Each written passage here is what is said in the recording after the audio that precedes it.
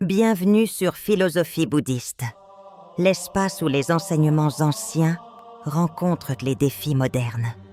Ici, nous explorons la sagesse du Bouddha pour cultiver la paix intérieure, la compassion et l'épanouissement. Et si le secret pour vivre 100 ans ne résidait ni dans les médicaments ni dans la génétique, mais dans un simple bol en bois posé sur une table silencieuse? Dans les montagnes enveloppées de brume du Japon, de Chine et du Tibet, des hommes avancent dans le siècle comme d'autres franchissent une matinée. Leurs mains ne tremblent pas, leurs yeux ne vacillent pas, leur corps porte le temps sans en être alourdi. Ils s'appellent Ryokan, Tetsugen ou encore Onen, et leur secret ne se crie pas. Ils se cultivent, se mastiquent lentement, se serrent tièdes dans des bols humbles. Là où nous, modernes, cherchons frénétiquement le régime miracle, eux pratiquent une sagesse alimentaire ancestrale.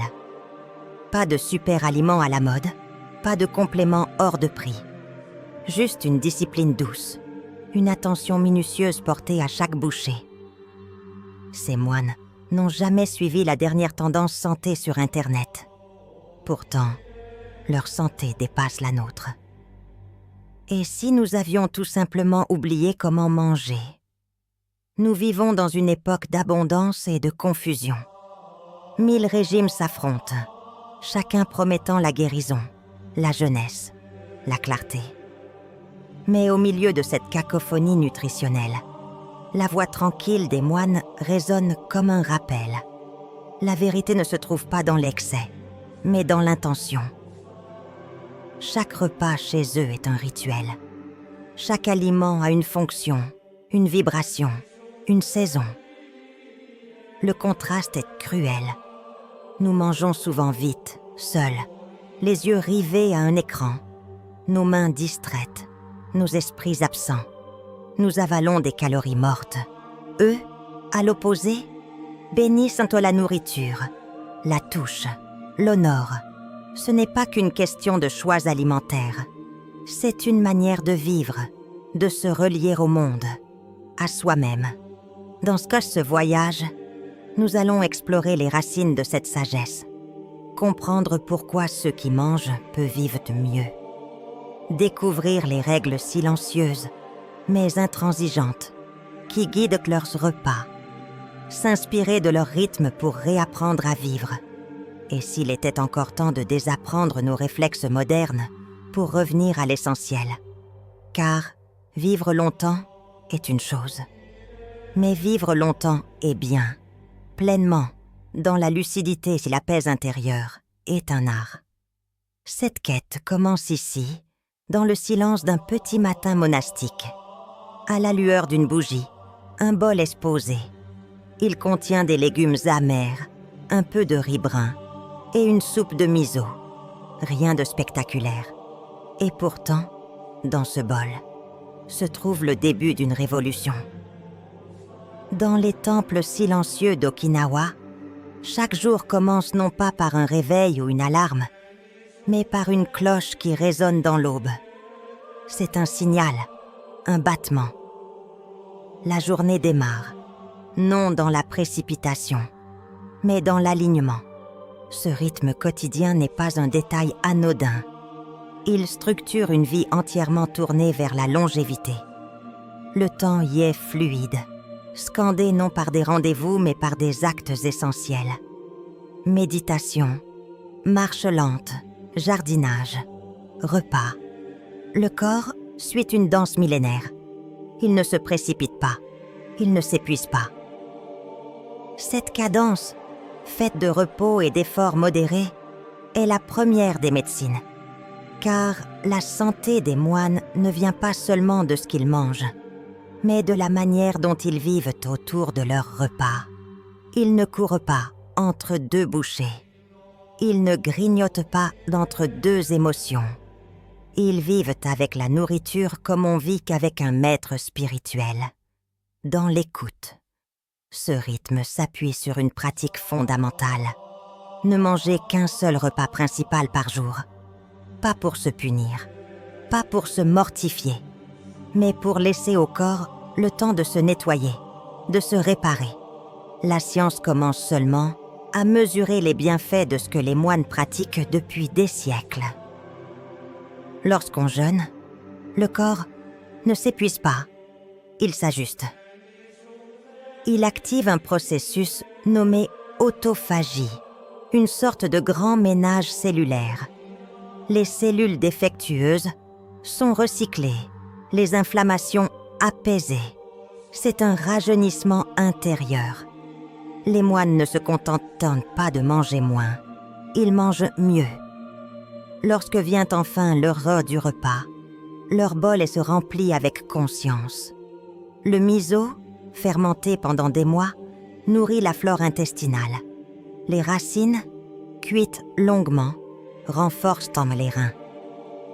Les aliments sont choisis selon la saison, la température du corps, les besoins de l'esprit.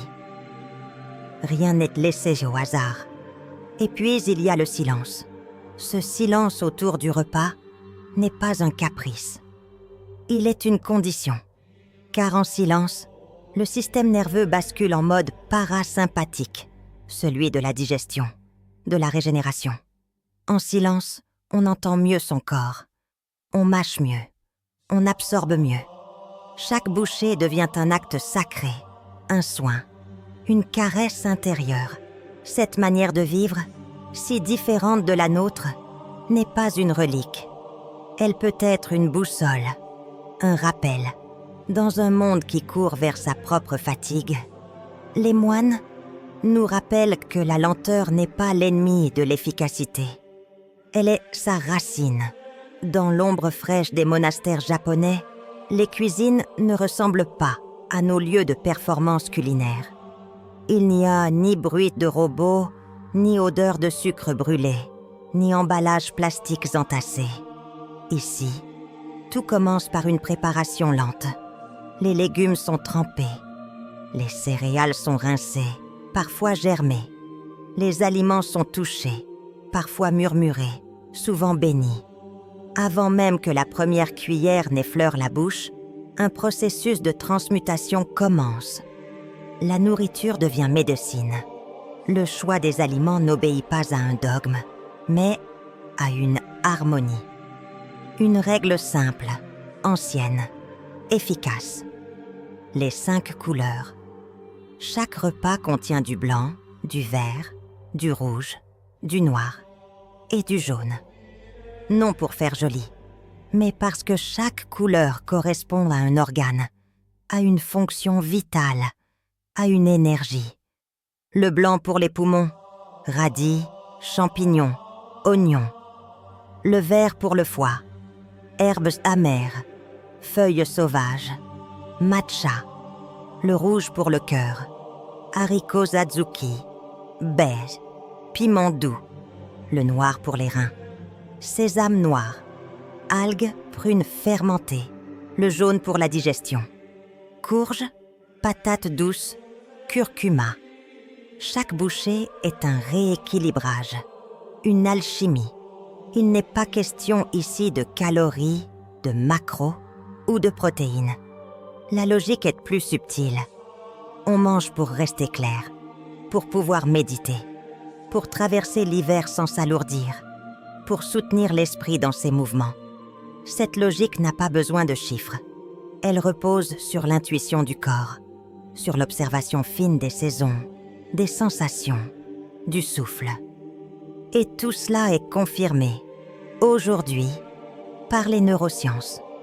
Le fait de manger en silence, de mâcher lentement, de privilégier les aliments fermentés, riches en probiotiques, agit directement sur l'axe intestin-cerveau. Moins de stress, plus de concentration, moins d'inflammation, un cerveau plus vif, un esprit plus calme. Ce que les moines pressentaient, la science commence à le nommer. Le calme du bol engendre le calme de l'esprit. L'absence de sucre raffiné stabilise l'humeur. Le sésame noir protège la mémoire. Le thé matcha augmente les ondes alpha, ces fameuses ondes qui favorisent la créativité et la paix intérieure. Et pendant ce temps, dehors, le monde moderne multiplie les produits enrichis, les régimes extrêmes, les excitants. Mais à l'intérieur du monastère, le simple, le sobre, le silencieux continue de nourrir des hommes qui vivent sans temps, sans fracas, sans hôpital, sans panique. Il y a quelque chose de profondément révolutionnaire dans le fait de refuser un monde qui va trop vite. Les moines Zhouer ne se contentent pas d'un régime alimentaire particulier. Ils incarnent une philosophie. Et cette philosophie passe aussi par le refus. Le refus de ce qui encombre, de ce qui épuise, de ce qui excite inutilement le corps et l'esprit. Il y a des aliments qu'ils ne touchent jamais, non par caprice, mais parce qu'ils ont compris leur pouvoir de déséquilibrer l'être. Les trois blancs, sucre raffiné, farine blanche, riz blanc, sont absents de leur bol. À leur place, des céréales complètes, des légumes racines, des fruits séchés. Cette simplicité n'est pas une punition, c'est une libération. Et puis, il y a l'absence de viande. Non par rejet dogmatique, mais parce que la viande, disent-ils, stimule le désir. Et le désir trouble la clarté. Il attire l'esprit vers l'extérieur. Il attise la convoitise, la comparaison, l'agitation. Dans le calme du monastère, on préfère la légumineuse lente, le tofu ferme, le sésame profond, car ils nourrissent sans exciter, ils fortifient sans encombrer. Il ne s'agit pas ici d'un appel au végétarisme, mais d'une réflexion. Que mettons-nous dans notre corps et pourquoi? Mangeons-nous pour nous remplir ou pour nous soutenir? Est-ce que chaque bouchée renforce notre lumière ou est-ce qu'elle l'alourdit? Les moines nous offrent une autre perspective, celle d'un rapport purifié à la nourriture. Cette purification ne vise pas l'ascétisme, elle vise l'éveil, car un esprit embué par une digestion lourde ne peut pas méditer. Un cœur agité par des excitants ne peut pas se pacifier. Chaque aliment est donc choisi comme on choisirait un mot dans un poème, avec précision, avec écoute, avec respect. Et si c'était cela, au fond, le secret des centenaires zen? Non pas une formule magique, ni un super aliment oublié, mais une éthique, une cohérence entre ce que l'on mange, ce que l'on pense et ce que l'on vit. Une fidélité à soi-même, une paix cultivée bouchée après bouchée, jour après jour. Car il ne s'agit pas de copier les moines, il s'agit de s'inspirer d'eux, d'infuser un peu de leur sagesse dans nos cuisines modernes, de ralentir, d'écouter, de simplifier et surtout d'honorer. Car chaque repas peut devenir un acte sacré, un soin, un poème vivant. La longévité ne s'achète pas. Elle se cultive avec patience, avec respect, avec conscience.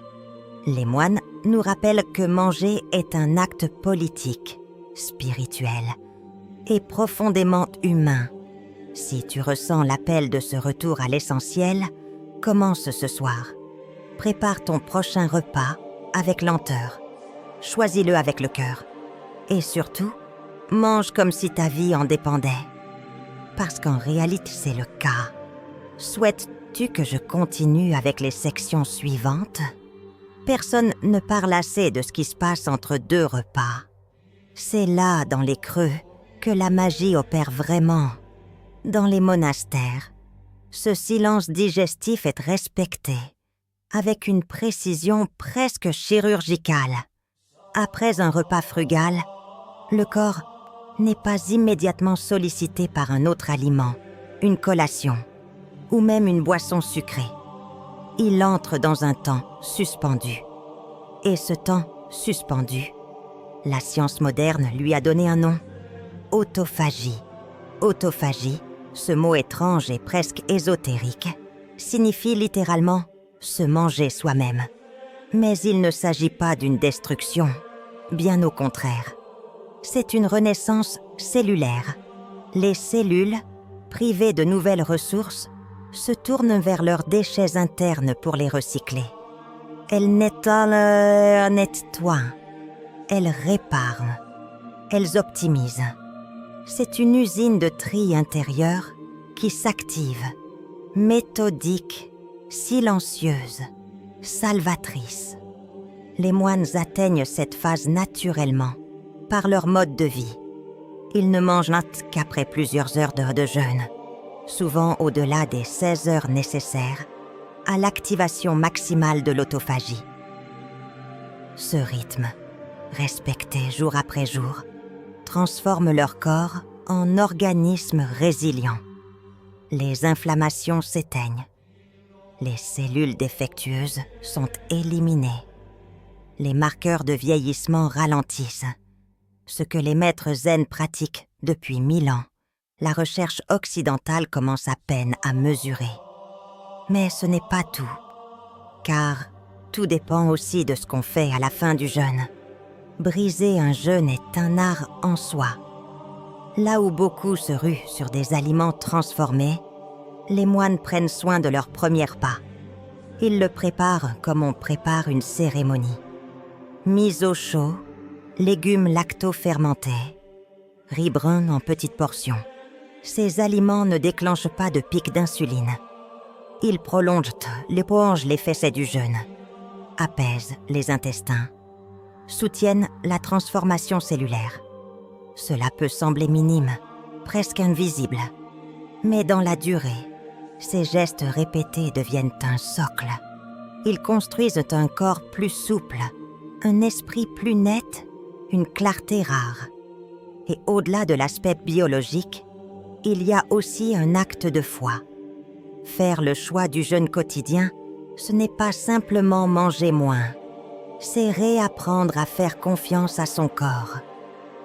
Le laisser respirer. Laisser les signaux naturels reprendre leur place, sans être couverts par le bruit constant de la satiété. Dans un monde obsédé par l'abondance, par la réponse immédiate au moindre désir, cette pratique est une résistance, une liberté. Et c'est cela, peut-être, que les moines ont compris, que la véritable santé, la véritable jeunesse, ne se trouve pas dans l'accumulation, mais dans le vide, dans le retrait, dans ce qui est laissé de côté, dans l'univers feutré des monastères. Il existe un laboratoire sans microscope, sans gants en latex, sans verrerie brillante. Ce laboratoire, c'est la cuisine. Et le travail qui s'y fait dépasse la simple préparation d'aliments. C'est un travail de transformation subtile, presque alchimique. Chaque geste, chaque ingrédient, chaque temps d'attente fait partie d'un processus plus vaste, plus profond. Ce n'est pas une recette, c'est une discipline. Tout commence par la sélection. Les produits ne viennent pas de chaînes industrielles. Ils sont souvent cueillis à la main, parfois cultivés au palin du jardinier. Ils obéissent au calendrier lunaire plus qu'au calendrier commercial. Le chou est fermenté au bon moment. Le soja est acheté et laissé à reposter assez longtemps. Les graines sont trempées pendant des heures, puis séchées à l'air, non à la chaleur mécanique. Tout est fait pour préserver, renforcer, amplifier les propriétés de ce que la terre a donné. Vient ensuite la fermentation, pilier fondamental de l'alimentation monastique. Le miso, le tempeh, le natto, le tsukemono. Tous ces aliments ne sont pas simplement bons pour les papilles. Ils sont bénéfiques pour l'équilibre digestif et mental. La fermentation crée des enzymes vivantes, des probiotiques puissants, des bactéries amies qui colonisent les intestins et participent à la production de neurotransmetteurs. GABA pour la sérénité. Sérotonine pour la stabilité émotionnelle, dopamine pour l'élan vital. Ces transformations ne sont pas spectaculaires. Elles ne produisent pas de couleurs vives, ni de textures clinquantes, mais elles nourrissent en profondeur. Et c'est là toute la différence. Manger un aliment vivant, fermenté, longuement préparé, c'est introduire dans son corps une sagesse millénaire, un message subtil que le système nerveux reconnaît et honore. Mais la magie ne s'arrête pas à la chimie. Elle continue dans le geste. Le fait de mâcher longuement, par exemple, 30 fois chaque bouchée. Ce n'est pas une superstition. C'est une manière de prédigérer, de rendre le travail plus doux pour l'estomac, de permettre aux enzymes salivaires de commencer la décomposition. C'est aussi une manière de ralentir le mental, d'unifier l'expérience sensorielle, de transformer l'acte de manger en méditation. Et ce simple fait, manger lentement, change tout. Il transforme la relation à la faim, à la satiété, à l'addiction. Il permet au cerveau de comprendre ce qui se passe dans le ventre, d'ajuster les signaux, de retrouver l'harmonie intérieure. Ce n'est pas une théorie. C'est une pratique quotidienne, testée, éprouvée, confirmée par la science, mais née de l'intuition spirituelle. Dans la cuisine monastique, il n'y a pas de gaspillage, pas de précipitation, pas de distraction. On ne mange pas en marchant, on ne grignote pas devant un écran. On se tient droit, on respire, on mange en silence. Et dans ce silence, quelque chose d'ancien se réveille.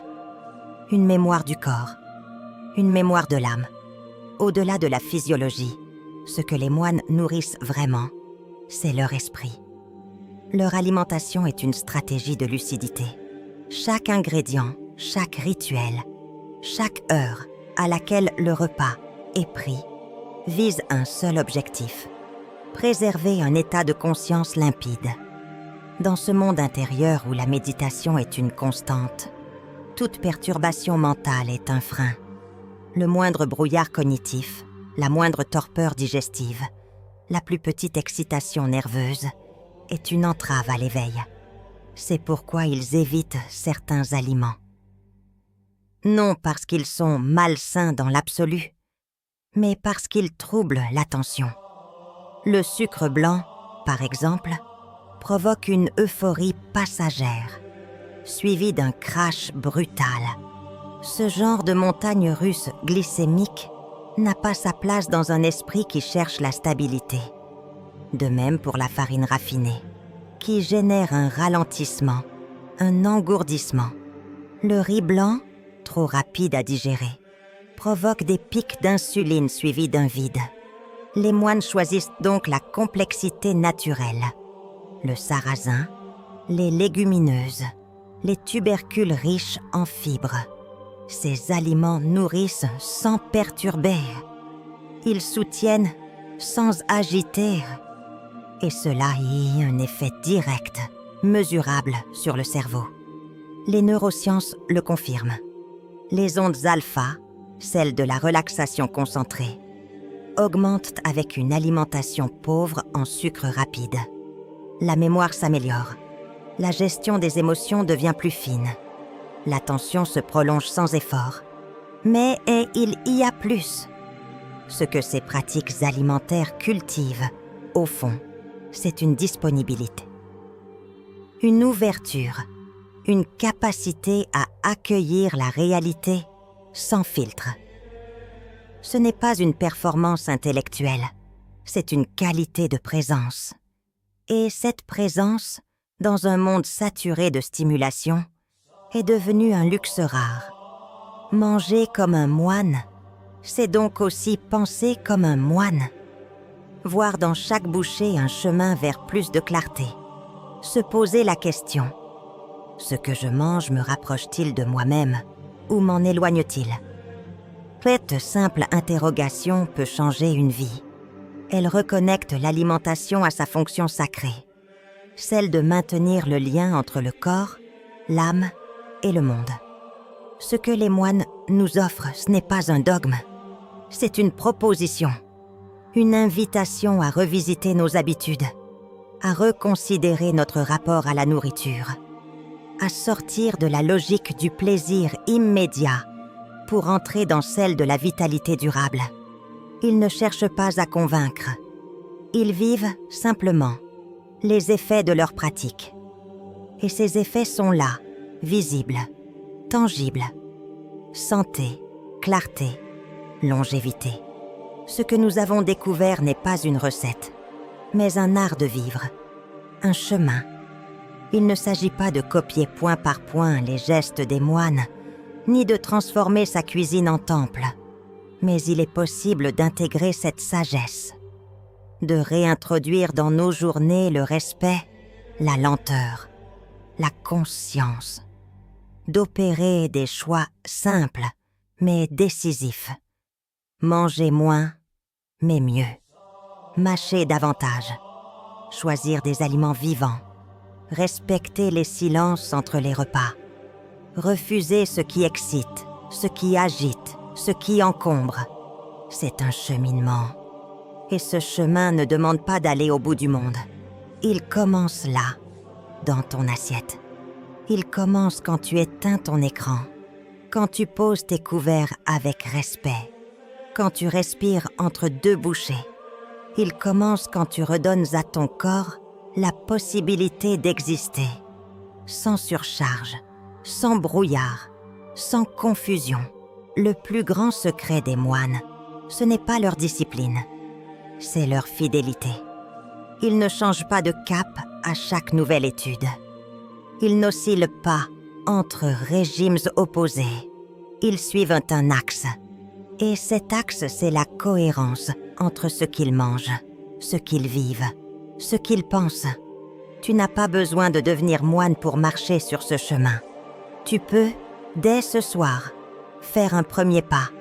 Écarte le sucre. Choisis une céréale complète. Prépare un bol de légumes. Mange en silence. Observe. Ressens. Laisse ton corps te parler. Tu seras surpris de voir à quel point il sait. Et si tu veux aller plus loin, n'attends pas. Commence dès maintenant. Choisis un seul changement, un seul rituel, un seul aliment. Et engage-toi à le vivre pleinement pendant une semaine. Tu verras, ce n'est pas une contrainte, c'est une délivrance. Si ce message résonne en toi, partage-le. Laisse d'autres retrouver, eux aussi, ce lien perdu avec la nourriture. Car chaque repas est une chance. Et chaque chance mérite d'être honorée.